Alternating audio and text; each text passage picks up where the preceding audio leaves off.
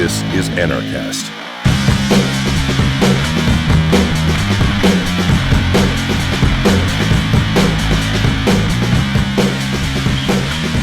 Hey everybody, welcome to another edition of Anarchast, your home for anarchy on the internet.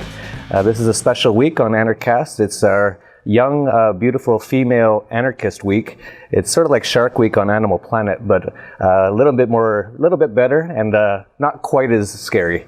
And this all started when Gary Gibson, a colleague of mine, wrote in the Dollar Vigilante blog that he was having a hard time meeting anarchist girls, and all of a sudden a lot of people started sending me anarchist girls, and I thought, well, let's get them on Anarchast and see what's going on. So we have Kelly Diamond coming in from the freer state, I call it, New Hampshire, and welcome to the program, Kelly. Thank you. Thank you for having me. Oh, it's my pleasure. And I originally saw you on a documentary with Victor Prost, which was another guest we had on Anarchast before. And the first question we always ask everyone is, how did you become an anarchist? Well, the incredibly abridged version is that I took my small government philosophy to its natural end. And because I actually took that philosophy seriously, rather than just, the typical party lip service, but rather actually took it seriously and believed it for its logical reasons. I slowly went from, small government to minimal government to ultimately asking myself to be intellectually honest and say, well, do I really need a government at all? And the answer was a resounding no. So that was that. That's basically what happened. Yeah, there's a saying that the difference between a minarchist and anarchist is 6 months. Is that about how long it took you? Well, from minarchy? Yeah. From like the big L libertarian, I would say, yeah, around that. Assuming that you continue your search, right, and assuming that you're willing to be intellectually honest with yourself and say, okay, do I really need government in this situation? What about this one? What about this one? And each time the answer is perhaps not, or I found a private way to accomplish this and faster, more efficiently, etc. If that's what you're doing, if that's part of your search, then yeah, between 3 to 6 months, you should be off the grid. Yeah, I agree. And so, were you always kind of libertarian leaning, or how did you start growing up? What was your thoughts on these sort of things when you were younger?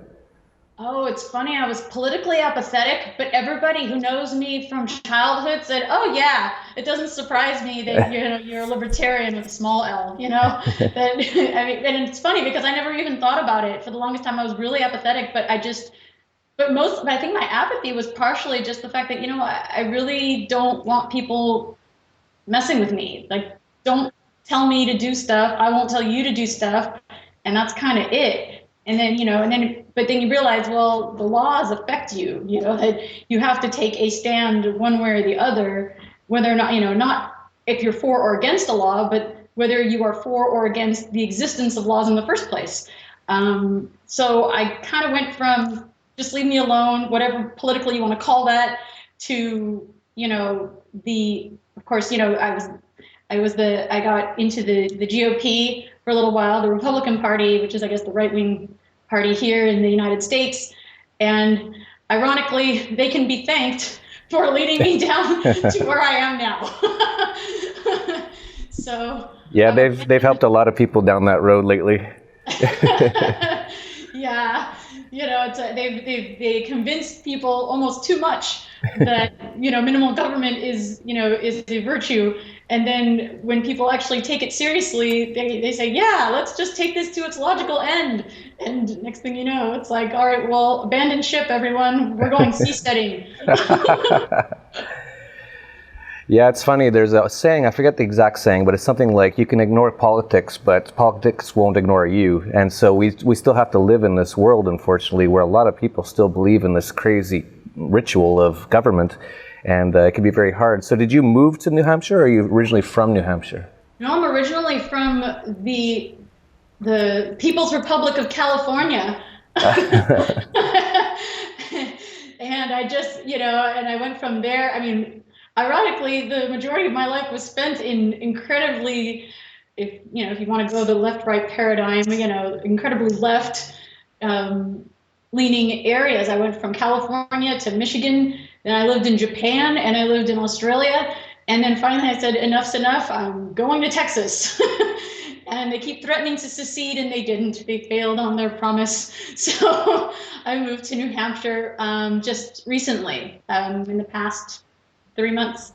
Yeah, I always say if at first you don't succeed, try again. Nice. I see Glenn Beck, who's calling himself a libertarian now, is starting up what he's calling a libertarian enclave in Texas, which is interesting. We'll see how that goes. So how's your experience been in what I call the freer state, New Hampshire, so far?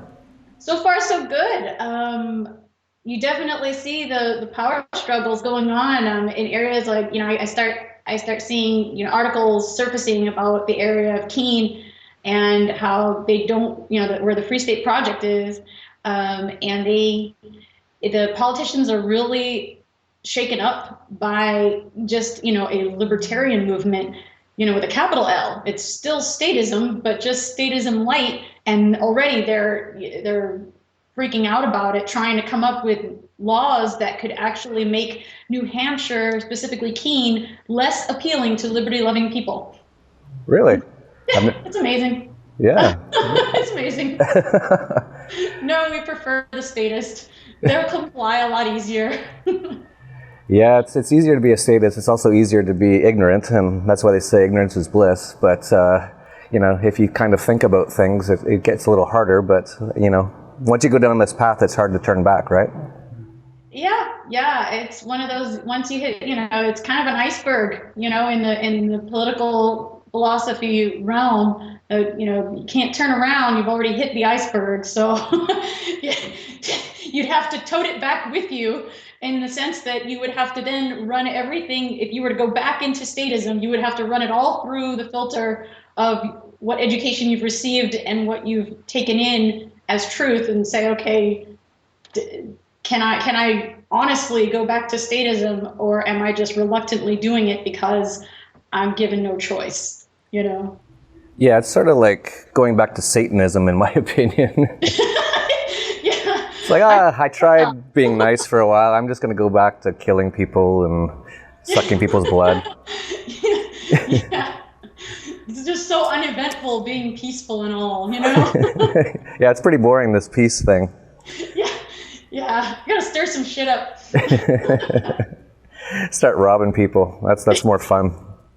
At least if it was done privately, you'd be honest about it. Say, hey, I'm a thief. Okay. At least you're honest. Yeah, that's what someone said about the difference between a thief and a congressman is at least the thief doesn't expect you to say thank you after he robs you. Yeah, and then ask you to do it again, please. Yeah. I wonder if people are almost masochistic a little bit, or, the status people. They keep going back to this, how many times can you vote and not see any change? And it actually always just gets worse, and just keep going back to that little booth. It's almost like a religion. Oh, yeah. I mean, in its most extreme state, you have countries and states that literally want to replace a religion. In communism, it's just that. They want you to worship the collective. Hitler, and I hate to use him because he's such a trite point of reference nowadays, but he was at best a pagan, but his paganism was basically state and idol worship toward the whole movement of Nazism. So I mean, the fact that we have we cloak here in the United States, we cloak our our state religion with happy words, words like freedom and liberty, and we toss them around and abuse their definitions, for the sole purpose of getting people to follow. And I think really, I don't know if it's masochistic as much as it is just fear. I mean, you talk to any statist, at the end of the day, it boils down to, well, what else is there? How else are you going to get everything to work. Yeah, and they just give you this kind of glazed over look, like I'm at the end of my intellectual rope. I've got nowhere else to go. I have to cling to the state, because and of course they've been convinced that without it there's chaos, and or that there's no order, or that there can't be any reconciliation of dispute, and that there's no accountability, and all of the objections that they have to eliminating the state are the very things that the state represents. So, I mean, between, I don't know if you can choke on irony, but there it is. Jagged little pill, Yeah, fear is pretty much the main problem behind almost anything bad in life. People are so scared of so many things, unfortunately, and of course in the U.S. with the media, that's their main goal, and the government as well, is to try to make people as scared as possible. It's funny, people call us anarchists, like we're bomb throwers or bad people. We're all about love and peace, really. Truly, and it's really sad, because I feel like I'm linguistically defending anarchy at every turn. The fact that I don't have somebody ruling over me does not necessarily mean that I have no rules at all. And to say, or at least some code by which I operate individually. And it's funny, because the fear is used, much like a religion, that they leverage your safety, they leverage your, I guess in some ways your, they have this salvation type, gimmick going, that, without us, you're screwed. And the thing is I've actually just almost consciously made efforts to not be involved where I can, voluntarily disengage myself from the government and state services, except where they have a monopoly, but beyond that, it's like, and I find that I live a more comfortable life, a more efficient life, a happier life. It actually is a freeing experience to say, I deal with agorists when I can, and I will not voluntarily engage the state in my dispute resolutions. And, these are hard things to stand by when it comes to practicing them. But in the end, it's like you can look at yourself in the mirror in the morning and say, all right, you're a principled human being to the best of your ability. Yeah, that's a great way to put it. And getting back to religion a little bit, it's sort of funny how Jesus, he was mostly about not wanting to be a part of the Roman state, and he didn't want to pay taxes. That was basically the story of Jesus, and that all got twisted into, if you touch yourself, you're going to burn forever. Right, exactly. I mean, isn't it? I think I was talking about this not that long ago to a couple of different people, and mainly because the actual, whether or not you believe that the New Testament was a document of fact or a document of fiction, the point is that, even if you just looked at it on its face as a story and nothing more, the reality is that the overriding theme is Jesus coming in a humble form, coming to serve man, not to rule him. If he's meant to be the Son of God, then why does he come to wash people's feet? Why does he come to feed people? Why does he come to heal people? Why does he come to empathize and to sympathize and to show compassion to people? If he is the Son of God, and he could have come down to just rule everybody and didn't, then you have to ask yourself, if even a divine creator doesn't want to rule you, then why would you want these fallible beings ruling over you instead? As if you couldn't just make a decision. For God's sakes, get a coin, flip it. If you get Caesar's head, then it's yes. If you don't, then it's no. But he comes with empathy. He comes to heal. He doesn't even judge. He helps a prostitute. He baptizes a eunuch. He's on a cross and still says, hey, I'll remember, dude next to me on the cross in heaven. At no point is he sitting there focusing on anything but the hypocrisy of the religious leaders of the time.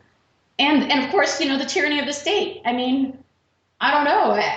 I'm not seeing how, how that got so twisted up that it became a tool of the state as well. That it's like, okay, well, if the state can't become a religion, like the way the Japanese did with Shinto, then we'll just use a mainstream religion and weave ourselves into that. The way we did weave ourselves into private industry, we'll weave ourselves into private religion. And, it just becomes this hybrid mutant that ends up controlling the minds of people. It's tragic. It's tragic because, then, theology gets blamed for every misdeed that a human being carries out in its name. And it's one thing to say, I don't believe in something on its merits. It's another to not believe in something because of its misrepresentation by individuals. And sadly, I feel like this is how all of our philosophies are manipulated. Something pure and good is just manipulated into something bad the moment the state gets its hands on it. Yeah, it really hit home with me when I was watching Ron Paul. He was in North Carolina, which is a pretty Bible Belt area, and he brought up the golden rule in a debate, and a lot of people started booing. Yeah, you just booed God. Wow. Boo! Do unto others as you want them to do unto you. Boo! Yeah, well, then you have to sit there and say, okay, so you're saying that a dude that sleeps with another dude, he's going to hell, but you just booed God and you're good to go? Like, I don't get it, like I just don't get it. I just can't believe that I couldn't believe that a whole crowd of people who presumably are, I mean, it was a GOP, so it was a Republican debate. I mean, the majority of them, at least a good chunk of them had to have been part of the Christian right. And they're sitting there saying boo to something like that. They wouldn't even hear the argument. I mean, I couldn't even hear the rest of Ron Paul after he had said that. He might have said something afterwards to make his argument, and you would have never known it because he was literally drowned out in sound by the boos, which is telling and sad, really. Oh, totally. And I might be going out on a limb here, but a lot of people say, especially Christians, they say, well, Jesus is coming back. Well, us anarchists are Jesus. Maybe we're already here. Maybe there's a bunch of us. But, we're always pushed to the side and called crazy and, all the things that they kind of said would happen if Jesus came back. Oh, they wouldn't recognize him. He'd be a stranger in his own town. I mean, it's really too bad that I don't know how well versed you are in the New Testament, but I mean, you're right in the very sense that if you read the book of Acts over and over, the theme is living on their own accord. Everything is done voluntarily. Everything is done willingly, freely. I mean, this description of how people were living in this book of Acts, and rightly called the book of Acts, people acting out the ideals that they believed Jesus represented. And then if Jesus were to come back today and walk into one of these mega churches, I mean, he'd say, do I really have to flip the tables again? Like, seriously? Was it not enough that I did it the one time? Do I got to do this again? And it's, I think he'd just be, he'd do he'd facepalm.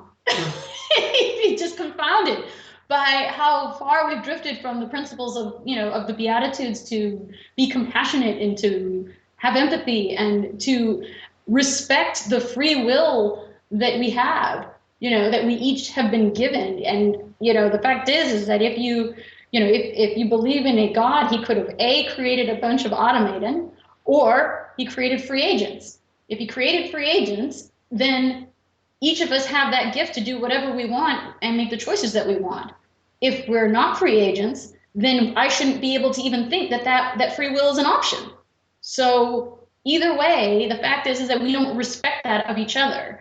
And that's how we have statism. And the anarchists are the only ones that, whether you want to make a theological link to it or not, the anarchists are the only ones who will at least respect the gift of free will and say, to each their own, do your thing. Just don't mess with me and we're good, Yeah, it's unbelievable how almost everything gets totally twisted over time. I always say that if I could bring a few people back, one would be Jesus, And another one would be Thomas Jefferson. You know, the way the U.S. was founded and framed, and for him to see the Department of Homeland Security, the TSA, the 500 different national regulatory federal agencies that are all buying right now 1.6 billion hollow point bullets. I'm not sure what that's all about. For customer service, for the Internal Revenue Service. It's for customer service because people were disappointed, I guess.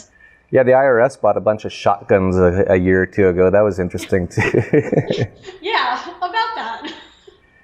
Yeah, it's truly unbelievable. So let me ask you a little bit about your background, your family. Are they like you, or did you sort of, are you a bit of a black sheep? Oh, it's pretty. I've always been the black sheep in my family. It's like, you know, I mean, the write-off is, well, that's Kelly. You know, I mean, whatever you say, nobody's shocked that I believe it or say it or have done it. They just say, oh, well, you know, that's her.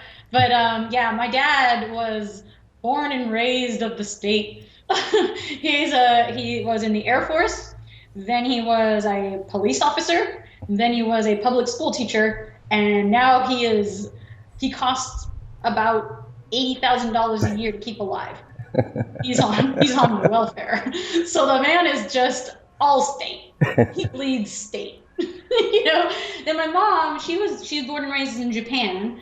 So she's seen how, you know, she's seen how she likes how Japan was in many ways. Culturally, not so much, but in terms of its efficiency, she's always going to be the first to say, well, why can't you be more like Japan, where they just make you do this and everybody's cool with it?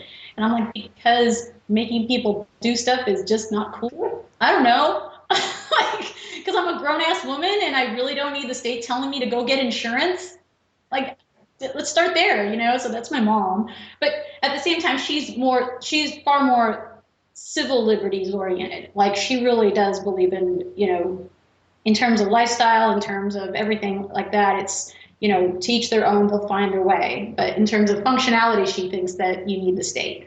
My little sister is, I'd say she's a libertarian, capital L.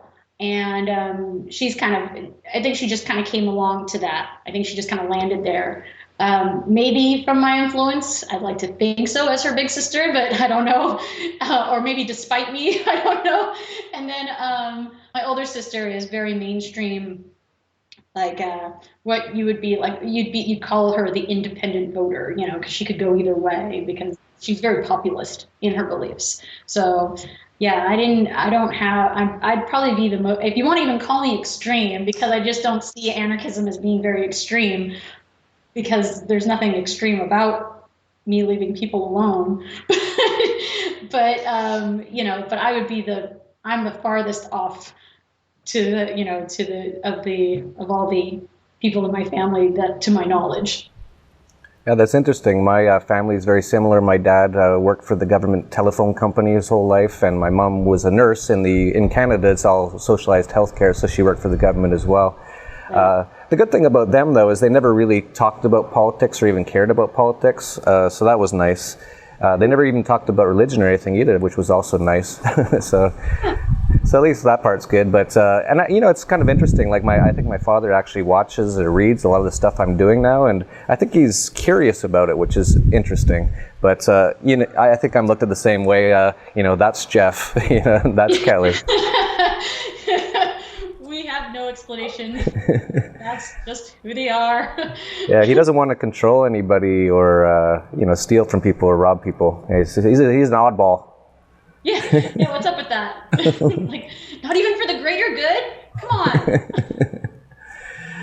So, yeah, it's been very interesting talking to you. This has been a great start to a beautiful young female anarchist week. And do you have anything else you'd like to talk about, or do you have a blog or anything you'd like to tell anyone to go to, or, you know, the platform is yours. No, I'm pretty much, that's it. I don't even blog. This is like my first foray out there, you know, in the sphere of going public beyond Facebook. So I just appreciate your time, and thank you for having me on Anarchast. Oh, it's been a pleasure, and it's good that you're a private person, and that's fine, and we're happy that you came out of the darkness onto YouTube and told the people a little bit about yourself and your ideas. I think they're excellent, so thank you very much. Kelly Diamond coming in from New Hampshire, the freer state, and this has been Anarchast, your home for anarchy on the internet. Peace, love, and anarchy.